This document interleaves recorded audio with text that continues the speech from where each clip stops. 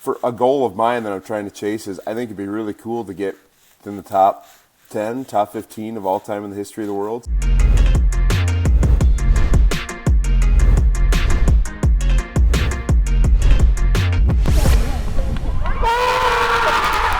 I'm here with 2025 U.S. Indoor Silver Medalist Roger Steen. He just qualified for his second World Indoor Team at Staten Island over the weekend.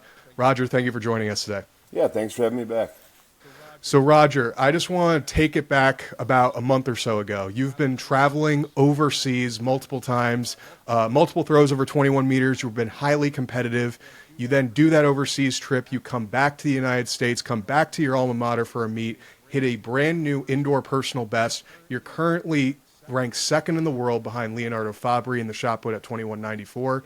Take me through that whole experience of what it was like traveling overseas, your new personal best, and how that got you ready for the indoor championship this year. Traveling overseas is always the enjoyment. I like going over there. I like competing with all the guys. I really have a good camaraderie with all the different shot putters and everything. And it was a new experience for me for this year because I got to experience Germany, which was an awesome experience, going for a couple meets there.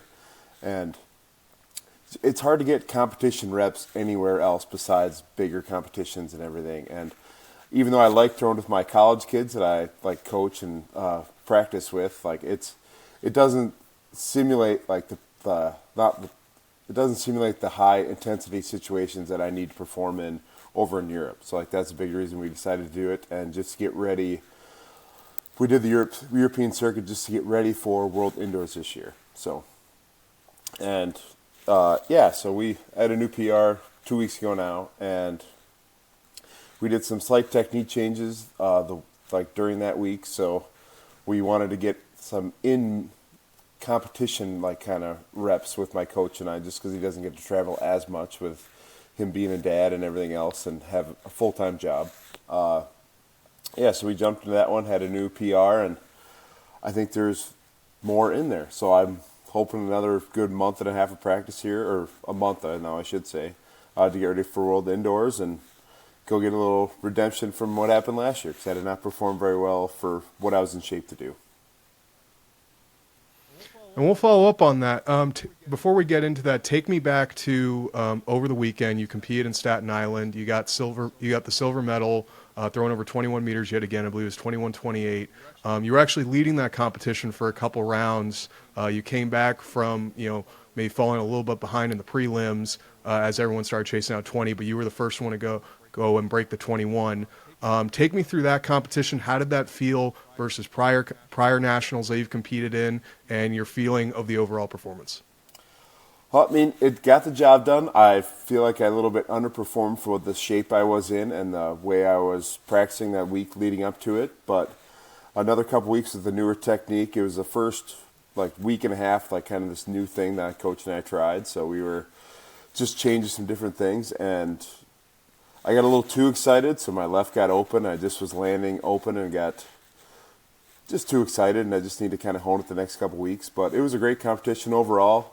Our big goal was to make it to China. I would like to have won, but Tripp had a great throw, and it was just a great competition, a great atmosphere with all the guys. And I love competing with all of them. They're some of my best friends, and I talk to them often. And it's a small world, the shot put, so it's not very fun to have enemies. It's always fun to have way better friends than anything else.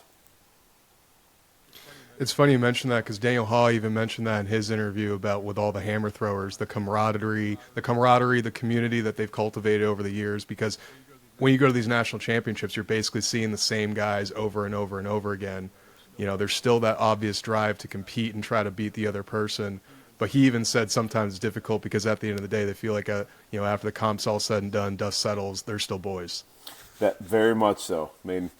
I waited for Tripp. Tripp and I waited to do drug testing, and had to go get the whole kit testing and just all the behind the scene things done. So I waited for Tripp at the place, and we all rode over together. So it's just hanging out with the guys is kind of what it is, and it's a really big reason I like to do this, just because I get to see everybody. Sometimes, because it's hard, training in the off season, don't see everybody you normally see for 7 or 8 months of the year. Then you just go 3 or 4 months, it's like, oh, I'm not going to see these guys until spring.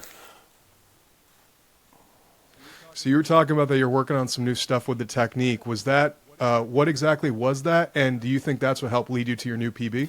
Yeah, I think it is, because I was getting a little bit later, and I've like really worked on getting a really good right leg energy right now, and I was over driving the ring, so we kind of shifted up some things in the back of the circle, just having my different change to like how I set up, and just gives me that extra room and like be able to use the energy I'm creating in the back all the way through the throw instead of kind of cutting off the front and kind of being in the bucket and like actually being in good positions now.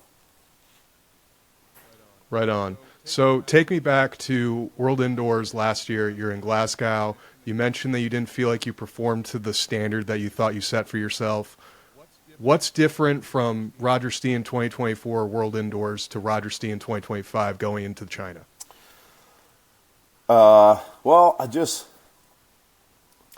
know kind of what there is to experience. Like, it was kind of one of my bigger meets, like, for sure, because I've never made like an official, like, my coach and I call it like a big boy team. Like the other teams I've made, like other people I've passed on the decision. So like it was my first one last year. Like I actually made the team with like what I threw, not just kind of got like substituted in. So like I kind of felt like there's a little bit more pressure on, which I shouldn't have. But it's always hindsight 2020 after the fact.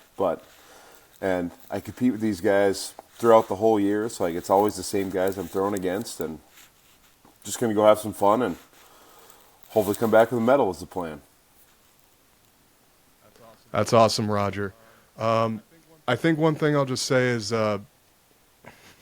it's been awesome watching your career progress, from Division III to where you're at now, one of the best in the world. How much more do you think you have to give in terms of distance? Like, how much more do you think is capable, and how much left do you think you have in the tank? I don't know if I can put really like a number on it. I mean, just because the situation will bring out bigger throws and like bigger competitions will bring out bigger throws, but I mean, for a goal of mine that I'm trying to chase is I think it'd be really cool to get in the top 10, top 15 of all time in the history of the world. So, like, I think anyone there would be sweet, but I'm not going to put, like, a cap or a limit on it. I want to go further, and I know I can, so I'm just getting excited for the next month here to train, and now I don't have to throw the indoor ball to be nice to not switch back and forth every day during the week. That's awesome, Roger. I think you're going to perform amazing. I look forward to it. Roger Steen, you're number 2 in the world currently. I think you still have way more to give. Your personal best outdoors is still even a little further than indoors. So even pressing out on that mark come China, it'll be awesome to see, man. Perfect. Thanks, Jason.